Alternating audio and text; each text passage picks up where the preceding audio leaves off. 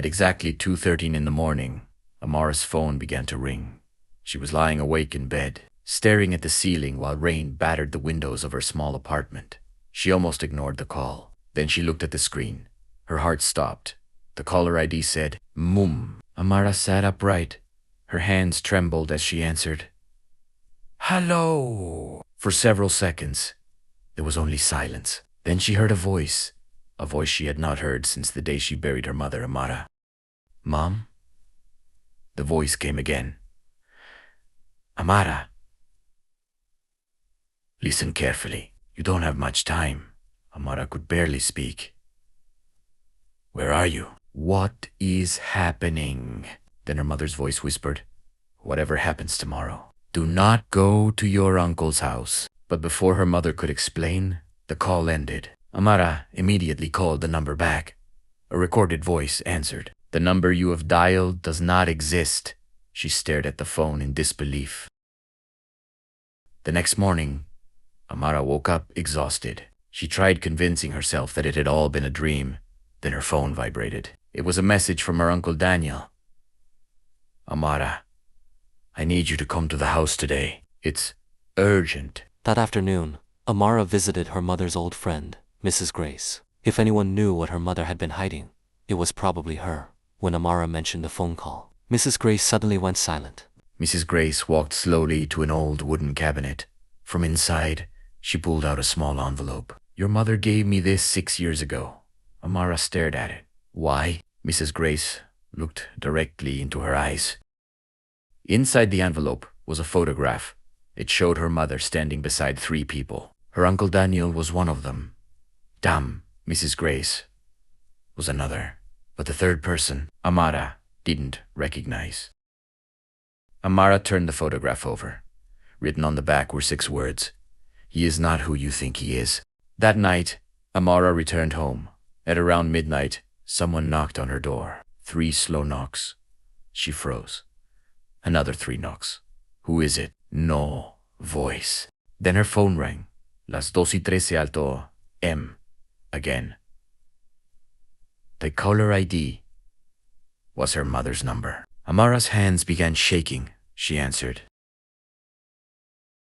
This time, there was no voice on the other end.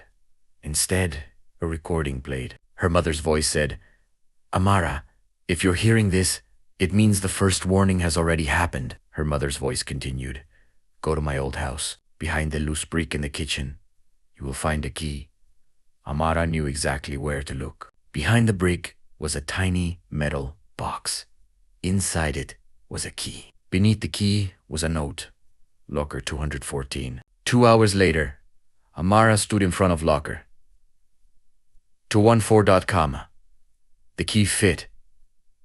The door slowly opened. Inside was a brown suitcase. She opened it.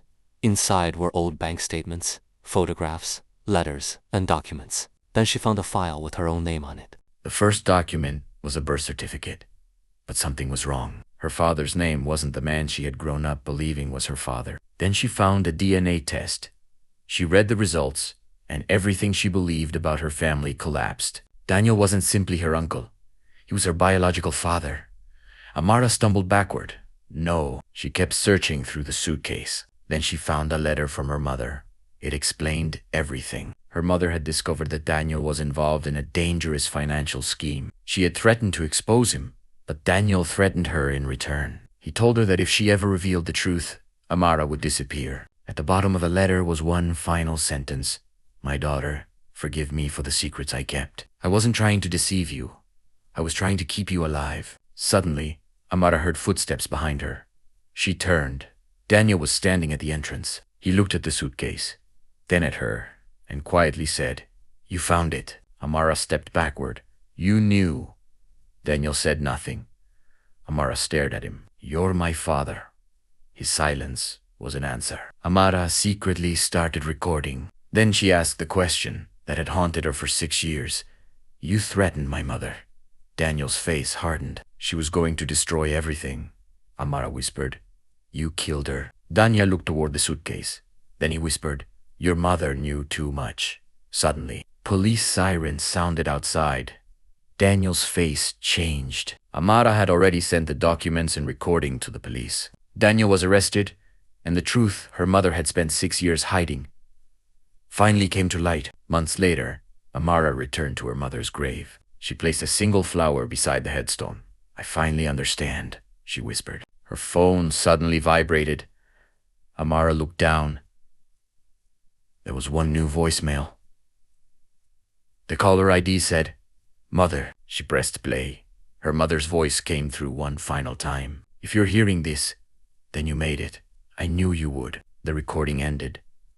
Amara looked at the grave, and for the first time in 6 years, she felt at peace.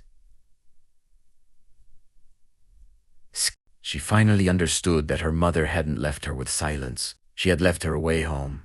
And sometimes, the people we lose don't disappear completely. Sometimes, they leave behind a message, waiting for us to be ready to hear it.